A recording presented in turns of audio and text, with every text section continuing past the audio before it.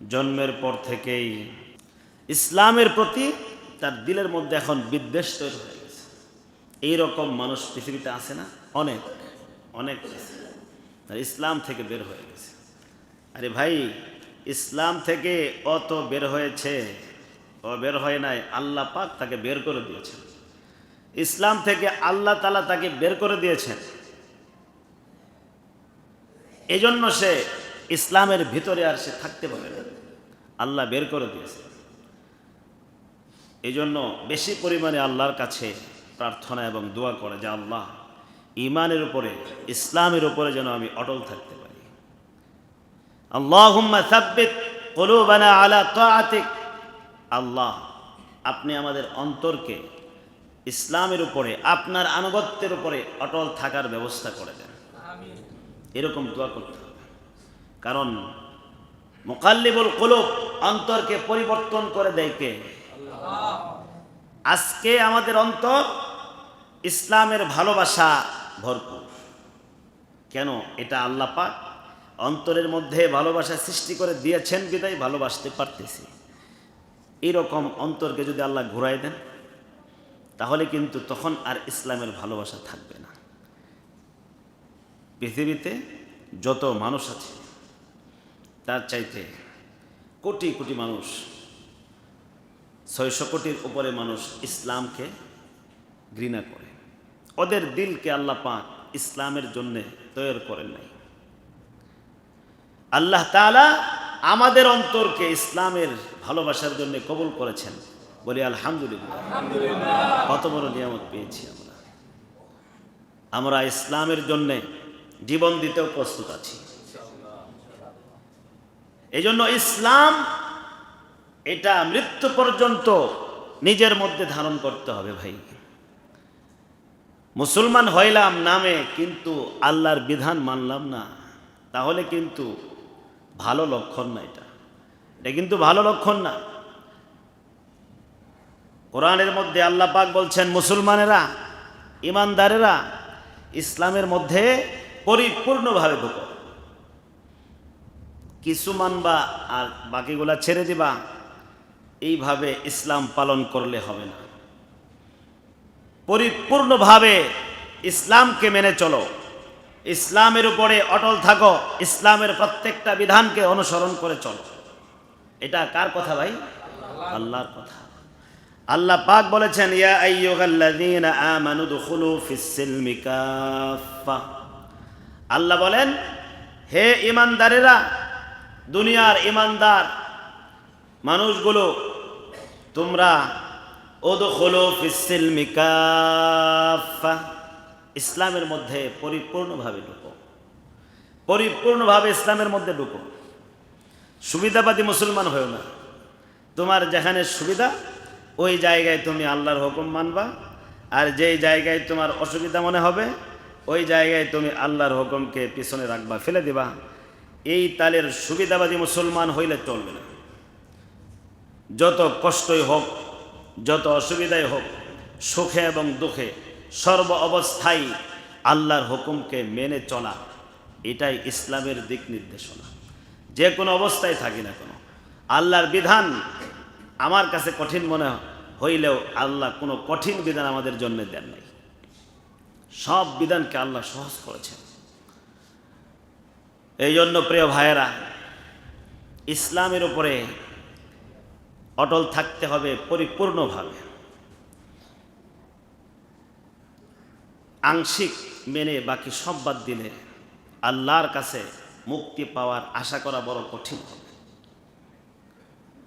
বাংলাদেশ মুসলমানদের বসবাসের স্থান। এই ভূখণ্ড পৃথিবীর নির্ধারিত একটা অংশ, একটা ভূখণ্ড পৃথিবীর একটা অংশ। এই জায়গায় মুসলমানরাই বেশি থাকে, অন্যান্য বিধর্মীরা, অমুসলিমরা কম, তুলনামূলক একেবারে কম। কিন্তু এই রকম একটি মুসলিম ভূখণ্ডে মুসলমানরা এতই অসচেতন, এতই বোকার স্বর্গে বাস করতেছে যে তারা এই জায়গায় থাকা সত্ত্বেও ইসলামের বিধানগুলো সুন্দরভাবে তারা পালন করে না। অথচ অনেক জায়গা আছে যেখানে বিধর্মীদের সংখ্যা বেশি, মুসলমানের সংখ্যা কম। ওই জায়গায় থাকার চাইতে এখানে ইসলামী বিধান মেনে চলা সহজ না কঠিন? সহজ। কিন্তু দুঃখজনক হলেও এটাই বাস্তব যে আমরা এত সংখ্যক মুসলমান থাকার পরেও আমরা বিজাতিদের সংস্কৃতিতে ভেসে যাই। বিজাতিরা বিদেশ থেকে যে সমস্ত সংস্কৃতিগুলো আমদানি করে আমাদের সামনে দেয়, আমরা ওই সংস্কৃতিতেই চলতে থাকি। আমাদের বুধ নেই, আমাদের বিবেক নেই, আমাদের বুদ্ধি নেই। আমরা অচেতন, ঘুমন্ত মানুষের মতো, পাগল মানুষের মতো। যেদিকে যাইতে বলে পাগলকে, একজন মানুষ যেদিকে যাইতে বলে আমরা ওইদিকে ছুটা শুরু করি। পাগলকে বলা হলে যেমন এদিকে যেতে থাকো, বাস চলছে, পাগল এদিকে চলছে। তো আমাদের দশাও সেম ওই রকম। এই অমুসলিম বিজাতি মানুষগুলো একটা সংস্কৃতি আমাদের সামনে পেশ করে, আর আমরা ওই সংস্কৃতিতেই নিজেদেরকে ভাসিয়ে দিই। বাবা মা আত্মীয় স্বজন মুসলিম হওয়ার কারণে আমাদের ইসলাম গ্রহণ করার পরে যে কষ্ট, দুঃখ, বেদনা, যন্ত্রণা সহ্য করার কোনো কিছুই আমরা অনুভব করি নাই, কখনো সেই যন্ত্রণার সম্মুখীন হয় নাই। সাহাবায়ে কেরাম রাদিয়াল্লাহু আনহুম যখন জন্মগ্রহণ করেছিলেন তখন নবী করিম সাল্লাল্লাহু আলাইহি ওয়াসাল্লাম তিনি যে ইসলাম প্রসার করেছিলেন, জন্মের পরে তারা দেখেন, বড় হওয়ার পরে যখন ইসলাম কবুল করেছিলেন কি পরিমাণ নির্যাতন, জুলুম, কষ্ট বরদাস্ত করতে হয়েছে তা সিরাতের পাতায় পাতায় স্বর্ণাক্ষরে লেখা আছে। কি পরিমাণ কষ্ট তারা করেছে।